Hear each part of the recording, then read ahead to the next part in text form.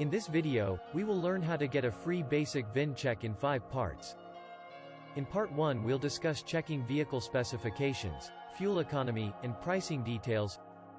In part 2 we'll illustrate checking VIN for theft and fraud records.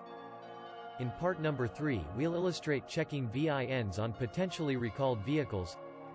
In part 4 we'll explain getting a vehicle history report for free. In part 5 we'll discuss getting a VIN check by other means. A vehicle identification number, VIN for short, is a unique serial number that helps identify the vehicle's type and specifications. The VIN also helps authorities, organizations, and individuals track a vehicle's past records. Using one of the methods below, you can get information about your vehicle's specifications, title brands, recalls, and even if the vehicle has been reported stolen. Part 1. Checking vehicle specifications, fuel economy, and pricing details. Step 1. Write down the VIN. Using a pen and paper, record the VIN that you want to check. You can also use a camera or smartphone to take a picture of your VIN to refer to later on. Step 2. Open up your web browser to enter your VIN number and press the. Step 3. View the vehicle specifications. Receive information about the vehicle such as options, fuel efficiency, NHTSA and IIHS crash test ratings, and other specifications. Note, this is not a free vehicle history report. The companies providing vehicle history reports are required to charge a fee per the Anti-Car Theft Act. Part 2. Checking VIN for theft and fraud records. Step 1. With your VIN in hand, go to This is the free VIN check service, provided by the National Insurance Crime Bureau, and issues free reports on cars that have current records of theft, or have an outstanding title brand. If you're looking for a mechanical history report, or trying to figure out how many past owners a used vehicle has had, this free service will not provide the information you're looking for. That information is only available for a fee. The NICB no longer reports if the vehicle has a lien on it, as they did before, so be sure to verify with the DMV that the title belongs to the person selling the vehicle. Step 2. Type in the 17-digit VIN under the Step 1 box, if the vehicle in question was made. Step 3. Agree to terms and conditions, and then enter the verification code. The verification code is a human detection service.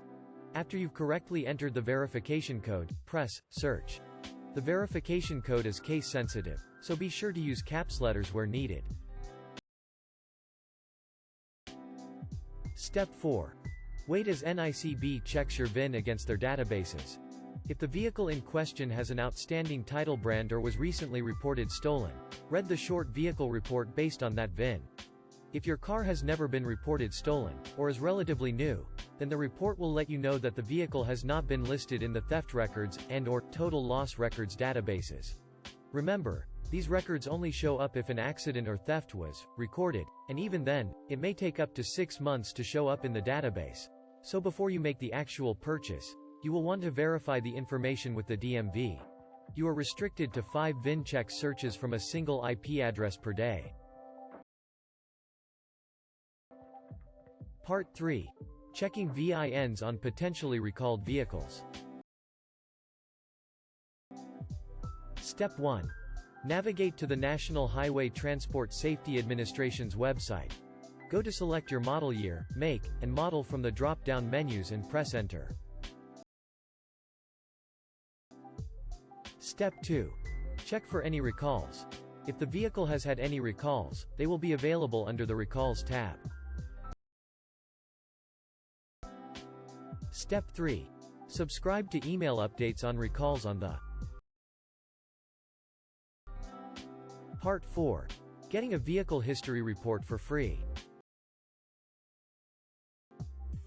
Step 1. Go to vehiclehistory.com. Use your browser to navigate to vehiclehistory.com.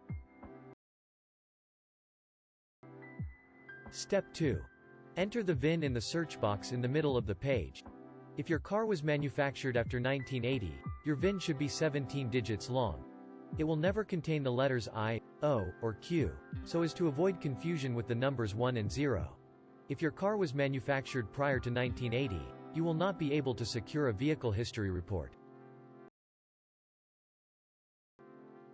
Step 3. Get your report.